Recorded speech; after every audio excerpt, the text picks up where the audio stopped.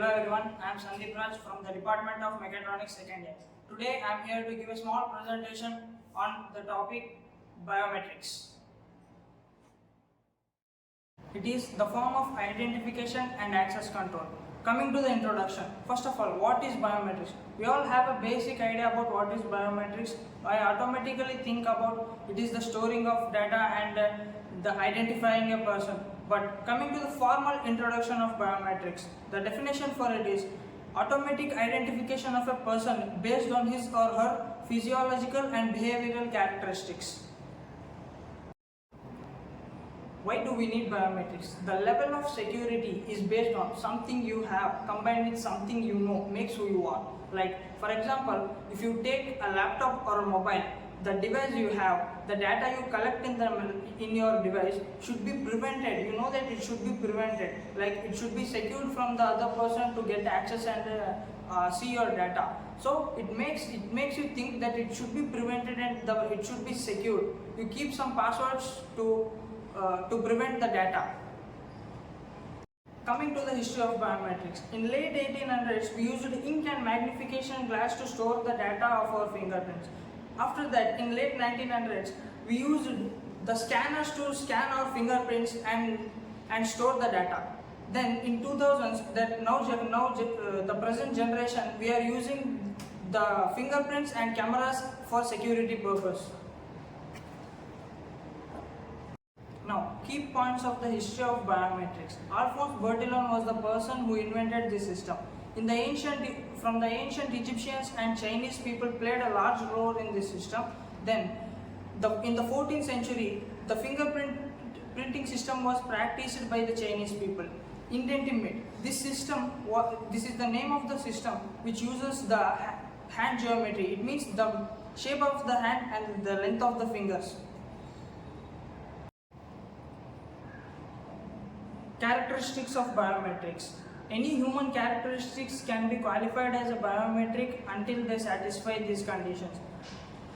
Universality. For example, you can take a person's existence in this whole world. Distinctiveness. The difference between him and all other persons in this whole world. Permanence. From the date he is born up to his death. Collectability. The data he stores is known as collectability. Now, we are going to see operating modes of biometrics. There are two main important operating modes in this system: verification mode and identification mode. Identification mode can be also called as one-to-many comparison. For example, if you want to identify a person, you have to compare with him to all other persons. The data you have on that person, you have to compare on all other person's data. Verification mode. It is also known as one-to-one comparison.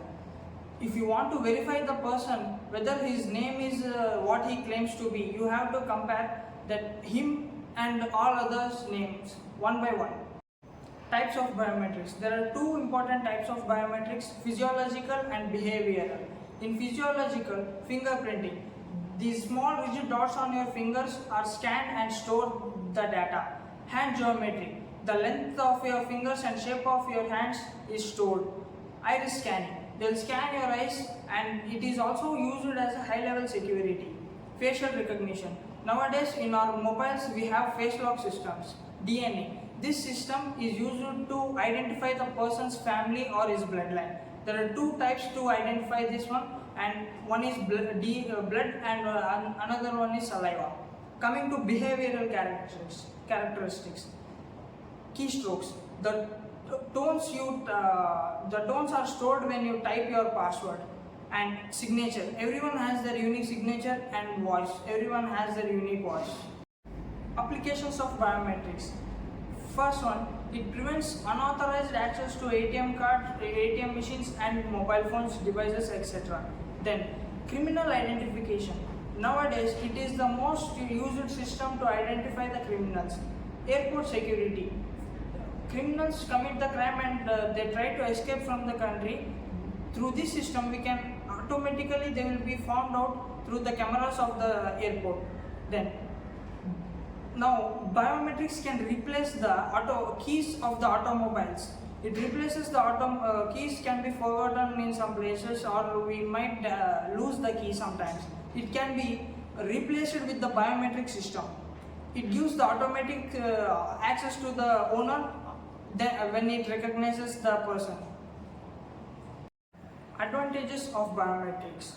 It increases the security and reduces the administration cost. It replaces the hard to remember passwords and keys, ID cards, etc.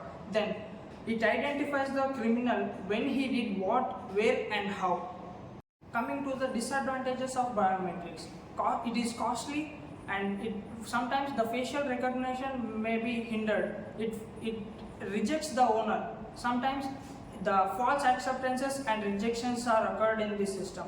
It has an error of accepting the false people and rejecting the owner. Missing body part problem.